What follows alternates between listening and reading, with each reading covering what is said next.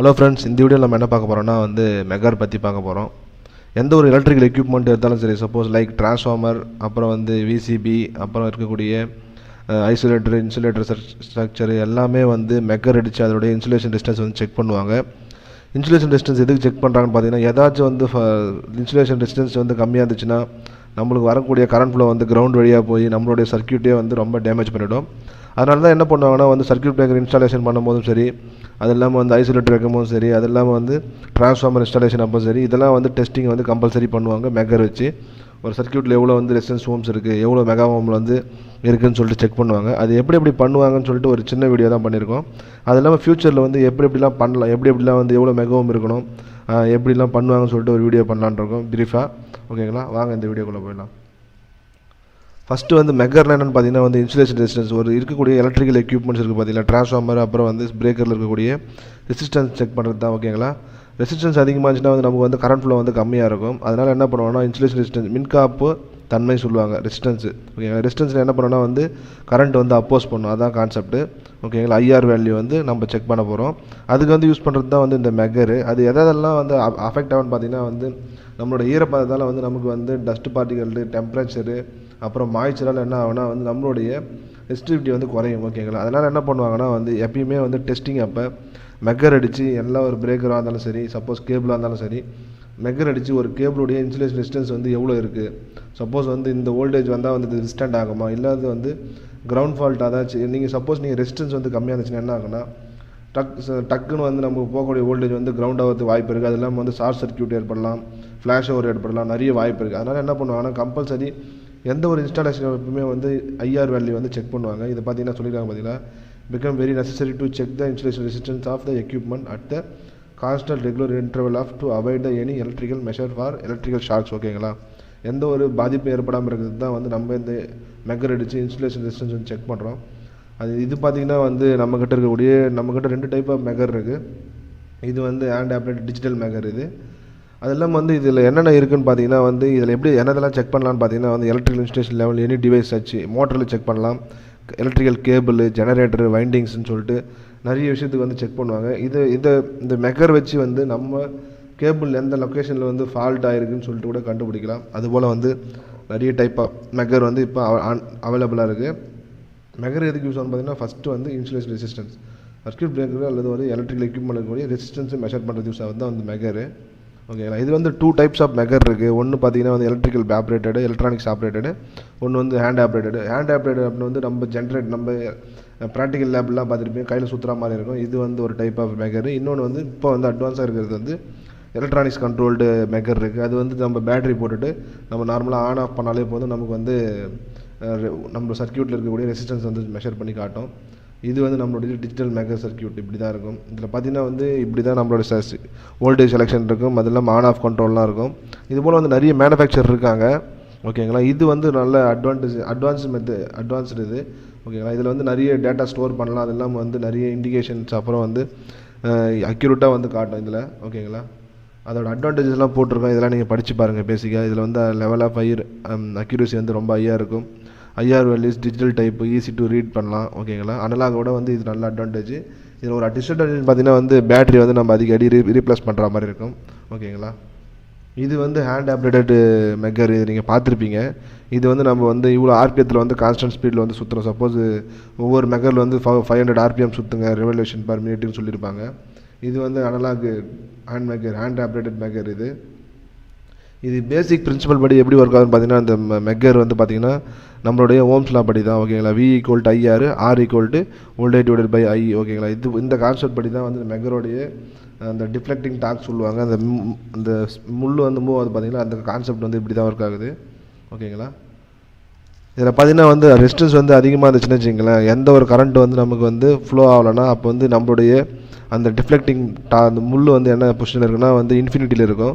Suppose resistance கம்மியாக இருந்துச்சுன்னா 0 short circuit, ஏதாச்சும் கேபிள் ஏதாச்சும் ஷார்ட் சர்க்யூட் ஆகிருக்கு, ஏதாச்சும் கிரவுண்ட் ஆகிருக்கு, இன்சுலேஷன் ரொம்ப வீக்காக இருந்துச்சுன்னா அந்த லீக்கேஜ் கரண்டால் என்ன ஆகுனா நமக்கு ஷார்ட் ஆகிடும். அப்போ என்ன பண்ணால் ரெசிஸ்டன்ஸ் 0ன்னு காட்டுச்சுன்னா அந்த சர்க்யூட் ஷார்ட் சர்க்யூட் ஆகிருக்குன்னு அர்த்தம். அதே போல் இன்ஃபினிட்டிக்கும் இதுக்கு இன்டர்மீடியட் ரெசிஸ்டன்ஸ் காட்டுச்சுன்னா சம் பிட்வீனில் சம் லீக்கேஜ் இருக்குன்னு சொல்லிட்டு அர்த்தம். ஓகேங்களா, இதெல்லாம் கான்செப்ட்டு. அது இல்லாமல் என்னென்ன வோல்டேஜில் வந்து நீங்கள் செக் பண்ணலான்னு சொல்லிட்டு இதில் வோல்டேஜ் லெவல் கொடுத்துருக்கோம். என்ன டைப் ஆஃப் மெக்கர் வந்து யூஸ் பண்ணணும், ஐஆர்எஸ் டெஸ்ட் பண்ணணும் வோல்டேஜ்னு சொல்லிட்டு கொடுத்துருக்கோம். இது வந்து நீங்களாம் பாருங்கள். அது இல்லாமல் வந்து நிறைய ஸ்டாண்டர்ட் இருக்குது. ஓகேங்களா, ஒரு சர்க்யூட் பிரேக்கர் எடுத்திங்கன்னா வந்து இவ்வளோ மெகாஹோம் வந்து மினிமம் இருக்கணும்னு சொல்லிட்டு ஒரு ஸ்டாண்டர்ட் இருக்குது. எவ்வளோ வோல்டேஜ் அப்ளை பண்ணணும், அது எவ்வளோ வோல்டேஜில் ஆப்ரேட் ஆகுதுன்னு சொல்லிட்டு நிறைய ப்ரொசீஜர்லாம் இருக்குது. இது வந்து பேசிக் வியூன்றதுனால வந்து நீங்கள் பாருங்கள். இதில் பார்த்தீங்கன்னா சர்க்யூட் பிரேக்கருக்கான எக்ஸாம்பிள் வந்து கொடுத்துருக்கோம். IR value for substation equipment வந்து கொடுத்துருக்கோம். இதில் பார்த்தீங்கன்னா வந்து எப்படி செக் பண்ணுவாங்கன்னா ஃபேஸ் டு எர்த் பார்ப்பாங்க, ஃபேஸ் டு ஃபேஸ் பார்ப்பாங்க. ஃபேஸ் டு ஃபேஸ் வந்து ஓப்பன்லேயே பார்ப்பாங்க, ஓப்பனில் செக் பண்ணுவாங்க. அது இல்லாமல் வந்து ஃபேஸ் டு எர்த்து வந்து செக் பண்ணுவாங்க. ஓகேங்களா, ஒரு ஃபேஸ்க்கும் போட்டு எர்த்து செக் பண்ணும்போது வந்து இந்த மினிமம் ரெசிஸ்டன்ஸ் வந்து 1 GΩ, இது வந்து 1000 மெகாஹோம்னு போட்டிருக்காங்க. 1 GΩமோட அதிகமாக இருக்கணும்னு சொல்லியிருக்காங்க. ஏன்னா இன்சுலேஷன் ரெசிஸ்டன்ஸ் அதிகமாக இருந்துச்சுன்னா சர்க்யூட் நம்மளுடைய பிரேக்கர் வந்து நல்ல கண்டிஷனில் இருக்குன்னு அர்த்தம். சப்போஸ் ரெசிஸ்டன்ஸ் வந்து கம்மியாக இருந்துச்சுன்னா சர்க்யூட் பிரேக்கர் வந்து ரொம்ப வீக்காக இருக்குது, அதில் போகக்கூடிய லீக்கேஜ் கரண்ட் வந்து அதிகமாக இருக்குது, ஃபியூச்சரில் வந்து ஷார்ட் சர்க்யூட்டோ அல்லது வந்து ஃப்ளாஷ் ஓவர் ஏற்படுறதுக்கு வந்து நிறைய வாய்ப்பு இருக்குது. அதனால் என்ன பண்ணுவாங்கன்னா பீரியாடிக்காக வந்து சர்க்யூட் பிரேக்கர் வந்து மெக்கர் அடித்து செக் பண்ணுவாங்க. ஏன்னா வோல்டேஜ் வந்து விஸ்டாண்ட் பண்ணணும். அது இல்லாமல் வந்து இன்சுலேஷன் ரெசிஸ்டன்ஸ் வந்து கரெக்டாக இருக்கா இல்லையா. ரெசிஸ்டன்ஸ் அதிகமாக இருந்துச்சுன்னா வந்து நமக்கு வந்து நல்லது. ஓகேங்களா, ரெசிஸ்டன்ஸ் அதிகமாக இருந்துச்சுன்னா கரண்ட் ஃப்ளோ இருக்காது. அதனால தான் சொல்லுவாங்க எப்பயுமே வந்து 1 மெகாஹோம் 1 GΩ மெயின்டைன் பண்ணுற மாதிரி நிறைய இதுலாம் இருக்கும். ஓகேங்களா, இது வந்து மெகாஹோமில் கொடுத்துருக்காங்க. இது போல் வந்து நிறைய எக்யூப்மெண்ட்ஸுக்கு இருக்குது. லைட்னிங் அரெஸ்டருக்கு ஒரு ஸ்டாண்டர்ட் இருக்குது, அப்புறம் வந்து டிரான்ஸ்ஃபார்மருக்கு ஒரு ஸ்டாண்டர்ட் இருக்குது. அதெல்லாம் வந்து நீங்கள் பேசிக்காக படித்து பாருங்கள். நான் லிங்க்கு கொடுக்குறேன், அதில் போய் பாருங்கள்.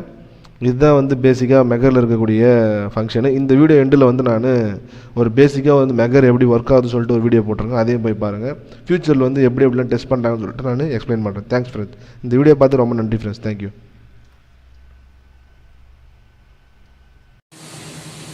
இந்த வீடியோவில் நம்ம என்ன பார்க்க போகிறோம்னா மெக்கரை பற்றி பார்க்க போகிறோம். இது வந்து டிஜிட்டல் மெக்கரு. இதில் பார்த்தீங்கன்னா ஏசி டிசி செலக்ட் பண்ணிக்கலாம். 250 வோல்ட்லேருந்து 500 5000 வோல்ட் அதில் டெஸ்டிங் பண்ணிக்கலாம். இதில் வந்து எதை மெஷர் பண்ணணும்னு சொல்லிட்டு ஒரு நேம் ஸ்டிக்கர் ஓட்டியிருக்காங்க. இதில் பார்த்தீங்கன்னா தெரியும்.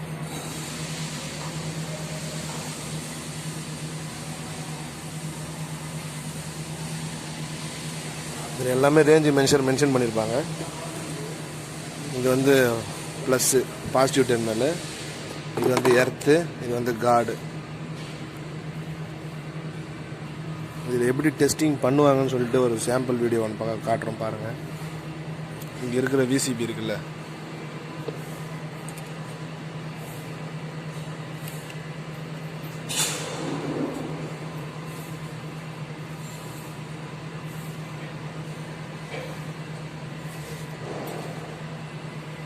இது என்ன பண்ணுவாங்கன்னா சர்க்யூட் பிரேக்கர் வந்து ஓப்பன் லூப்பில் ஒரு வாட்டி செக் பண்ணுவாங்க, சர்க்யூட்டை க்ளோஸ் பண்ணிட்டு ஒரு வாட்டி செக் பண்ணுவாங்க. இங்கே வந்து நார்மலாக வந்து ஃபேஸ் டு ஃபேஸ் செக் பண்ணுவாங்க. ஃபேஸ் டு ஃபேஸ் வந்து ஓப்பனில் எவ்வளோ இன்சுலேஷன் டிஸ்டன்ஸ் இருக்குன்னு செக் பண்ணுவாங்க ஃபேஸ் டு ஃபேஸ். அதுபோல் வந்து ஆறு ஒய்பின்னு 3 போல்லையும் 3த்துலையும் செக் பண்ணுவாங்க. ஆக்சுவலாக அது பேசிக்காக நாங்கள் வீடியோஸ் இது மட்டும் காட்டுறோம். ஏன்னா டெஸ்ட் வோல்டேஜ் வந்து 5000 வோல்டேஜ், அதனால் வந்து கொஞ்சம் ரிஸ்க்காக இருக்குது. அதனால் வந்து நாங்கள் வீடியோ மட்டும் காட்டுறோம் பாருங்கள் எப்படி பண்ணுவாங்க.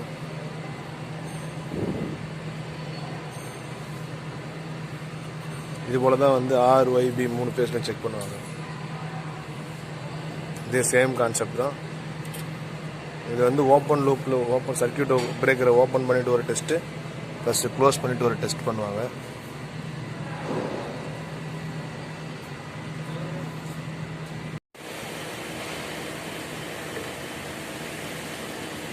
ஆன் பண்ணுறேன்.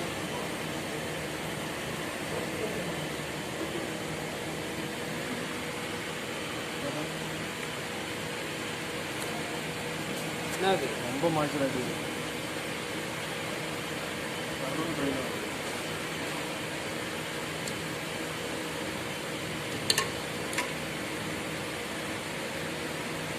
கான்டாக்ட் கிடைக்கல சரியா.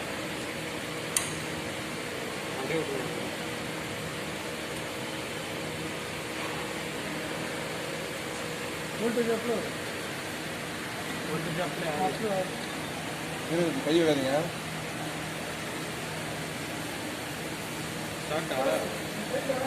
தண்ணி நிறைய உள்ளதான் ரொம்ப வீக்காக இருக்குல்ல, சுத்தமாக ஒன்றுமே வரல. ஓகேங்க,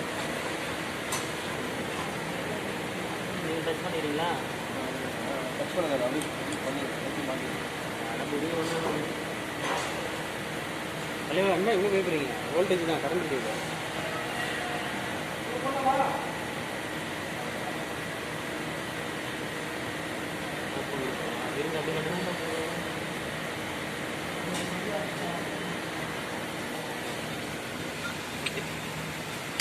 இருங்க 2000 வச்சு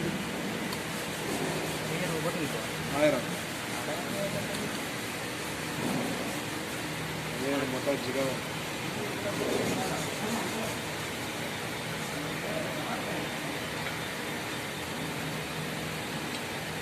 ஓகே.